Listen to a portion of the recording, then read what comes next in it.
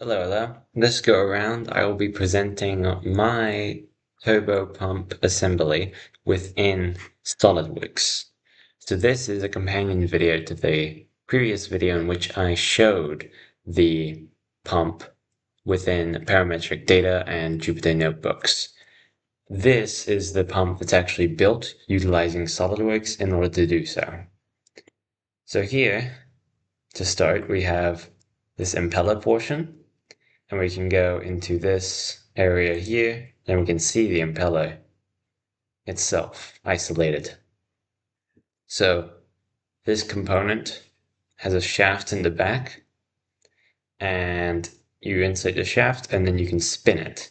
And then what happens is water enters from here, like this, and then as this spins, it'll accelerate the water, and it will go out. So here, for this part, I have the blades themselves. I built the blades themselves within the hub.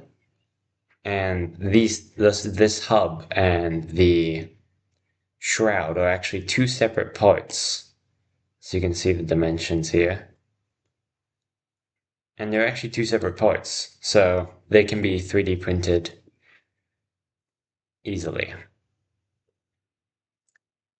Then we also have the dimensions of this is about 20 centimeters diameter, and you have the blade radial sweep, so there's 8 blades here, and you can actually configure it so that you have 4 blades. If you rebuild, it should switch to 4. I guess it's not switching to 4 right now. Okay. Well, it switched to 4 and it worked yesterday. So, there you go. Apart from that, we then have this portion here, which is called the volute. It basically collects the water and effectively shoots it out this portion here. So, this was a pretty complex part to model for me. It took me about 5 hours to do. And you have this complex geometry where the water enters through here, and then it has to go through this expanding ring, this like circular-ish expanding ring, to then be shot out.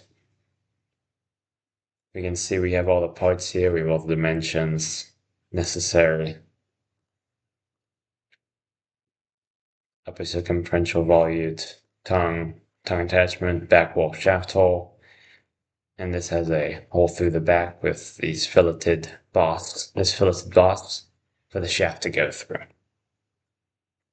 And then there's also a split plane integrated, so you can easily just split it along the split plane, not the front plane, the split plane, so you can see the inside here.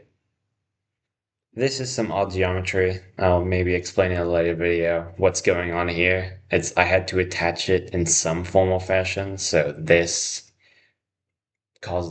might cause problems. So back to the turbopump. We then have this shaft here. It has a small connection here, and if we go to the more detailed view, right here, you can see that connection there and this here. So this shaft, I actually designed it to connect to a motor that I bought, and we can then run it in real life. So then it connects there, and this connects to the impeller itself. And this shaft should have a couple different links, but I do not have the impeller attachment on, though I do have the motor attachment. So currently 102 millimeters is the only option. Then, again, at the turbopump, we have this final component, which is I call the base. It doesn't have its own separate component, but this base is essential for keeping the turbopump stable in real life. So just keeping it there. So this turbopump is also actually based on the paper that I was mentioning in the last video that I had. So it's based on a NASA 1968 paper on a experimental data for a turbopump. So I can actually go to the file. Right here, the file shows that it shows the geometry, as I stated before, where I actually just copied all this geometry, and therefore the pump is very closely integrated to this other pump. So I can properly compare the two. So you can see all the radii here. And I copied like 5 of these numbers and created a spline curve in order to model the hub and the shroud respectively.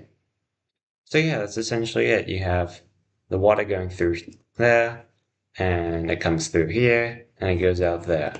It should spin at about 3000 RPM and should be toggleable for blade angle and blade number in the future.